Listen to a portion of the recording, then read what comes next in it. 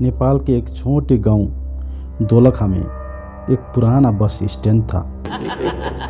लोग कहते थे जो यात्री रात के वक्त यहाँ से गुजरता उसे दूर कहीं किसी महिला के गुनगुनाने की हल्की सी आवाज़ सुनाई देती, लेकिन जब देखने जाता वहाँ कोई नहीं होता। इसी कस्बे में रहती थी सरिता, 22 साल की लड़की। उस दिन अपने कॉलेज से लौटती हुई उस रात बारिश हो रही थी और सरिता की आखिरी बस छूट चुकी थी। घड़ी ने 9 बजाए।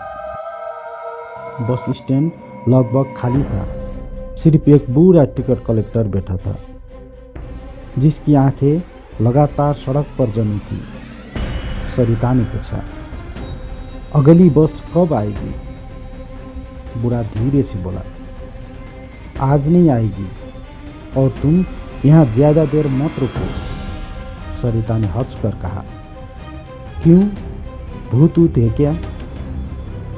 बूढ़े ने कोई जवाब नहीं दिया, केवल एक बात कही, कमरा नंबर 27 की तरफ मत जाना, चाहे कोई भी बुलाए। सरिता ने सोचा कि बूढ़ा पागल है। रात गहराती जा रही थी, बारिश तेज होती जा रही थी। सरिता बस स्टैंड की शेड के नीचे इंतजार करने लगी। थोड़ी देर बाद उसे सीढ़ियों के पीछे से किसी महिला के गाने जैसी आवाज़ सुनाई दी, धीमी, डरावनी, जैसे कोई बहुत दूर से पुकार रहा हो। पहले लगा शायद कोई स्टाफ होगा, लेकिन आवाज़ जैसे जैसे नज़दीक आती गई, सरिता का दिल तेज धड़कने लगा। सरिता ने हिम्मत करके आवाज़ का पीछे किया और पीछे की ओर चली गई। वहाँ एक पुराना जर्जर लाश था, जिसके बोर्ड पर धुंधली लिखावट थी, आखिरी मंजिल रात्रि लॉज। उसके अंदर पीली टिमटिमाती लाइट थी, बारदली में पानी टपक रहा था और दीवार के अंत में एक बंद दरवाज़ा, रूम नंबर 27। उसी कमरे के भीतर से गुनगुनाहट की आवाज़ आ रही थी। जैसा ही सरिता दरवाजे के पास पहुंची, गुनगुनाहट अचानक बंद हो गई। कमरे में खामोशी। फिर दरवाज़ा अपने आप कर की आवाज़ करता हुआ खुल गया। अंदर अंधेरा था।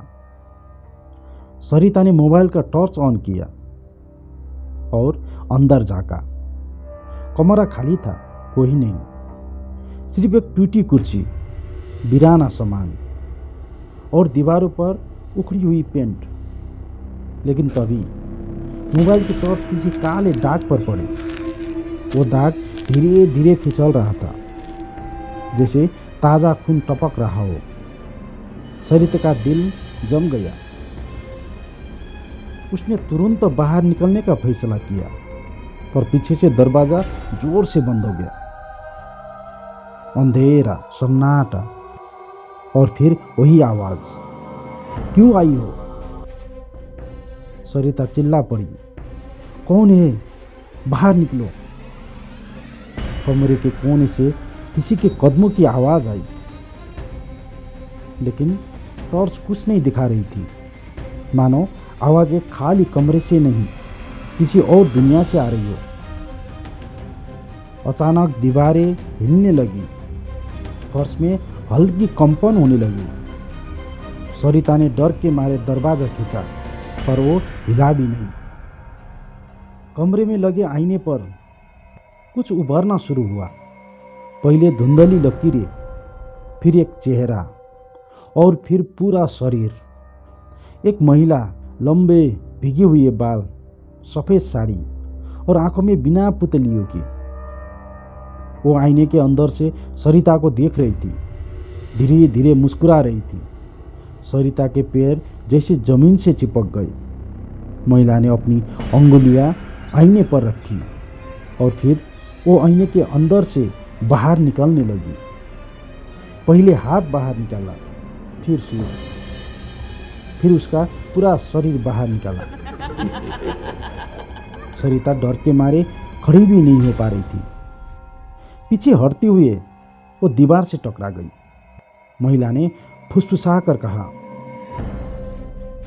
इस कमरे में जो भी आता है वो मेरी कहानी पूरा सुने बिना नहीं जा सकता। आत्मा महिला ने कहा। वो इस लॉज की मालिक थी। नाम था मंजुला। लोग कहते थे वो काली जादू करती थी। उसके पति का अचानक मौत होना, लॉज में लोगों का गायब हो जाना, रात में उसकी गुनगुनाहट, सब कुछ लोगों को शक में डालता था। एक रात गांव वाले ने मिलकर उसे इसी कमरे में बंद कर दिया, कमरा नंबर 27 में, और फिर इस कमरे में आग लगा दी। धीरे धीरे मंजुला जल रही थी, पर उसके चीखें कमरे से बाहर नहीं जा रही थी, मानो कमरे ने भी उसे कैद कर लिया हो। मरते मरते उसने कहा था, जो मुझे जलाएंगे मैं उनकी आत्माएं लेकर ये कमरा भरूंगी। तभी से कमरा नंबर 27 जिंदा हो गया। यह बाहर के लोगों को बुलाता है और अपने अंदर फंसाता है और कभी उन्हें जाने नहीं देता। मंजुला सरिता के करीब आई और बोली, अब तुम्हारी बारी है, भागना असंभव। सरिता ने फिर दरवाजा खींचा। इस बार वो खुल गया। सरिता तेजी से बाहर भागने लगी, पर लॉज के बाहर का रास्ता पूरा गायब था। सिर्फ एक लंबा अंधेरा कॉरिडोर जिसमें अनगिनत दरवाजे थे। हर दरवाजे पर एक ही नंबर लिखा था, 27, और हर दरवाजे के पीछे से किसी के खरोचने की आवाज़, जैसे लोग अंदर फंसे हो, बाहर निकलने की कोशिश कर रहे हो। सरिता ने कांपते हुए एक दरवाज़ा खोला।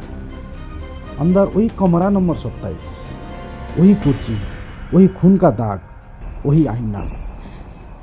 भागकर उसने दूसरे दरवाजे में जाने की कोशिश की। वो भी वही कमरा। वो चीख पड़ी, कोई तो बाहर है, मुझे निकालो। उसकी आवाज़ दूर दूर तक गूंज रही थी, लेकिन कोई सुनने वाला नहीं था। कमरे के अंदर से महिला की हंसी गूंजी। ये आखिरी मंजिल है, यहाँ से कोई नहीं लौटता। अगली सुबह बस स्टैंड पर लोग इकट्ठा थे। पुलिस आई हुई थी, कारण लॉज की खिड़की में किसी लड़की की परछाइयाँ पूरी रात दिखाई देती थी। पर जब दरवाज़ा तोड़ा, अंदर कोई नहीं था। कमरा पूरा खाली। सिर्फ दीवार पर ताज़ा लाल रंग से लिखा हुआ एक वाक्य था, मैं लौट कर नहीं आई। बुरा टिकट कलेक्टर चुपचाप बोला, एक और फंस गई। कमरा नंबर 27 आज भी किसी को नहीं छोड़ता। और उस रात से सरिता कभी नहीं दिखाई दी। लोग कहते हैं, जब आधी रात को बारिश होती है और बस स्टैंड पर सन्नाटा होता है, तब दूर कहीं कोई लड़की मदद के लिए पुकारती है, कृपया मुझे बचा लो, मुझे बाहर निकालो। और फिर वही गुनगुनाहट शुरू हो जाती है। कमरा नंबर 27 ने एक और आत्मा ले ली होती है।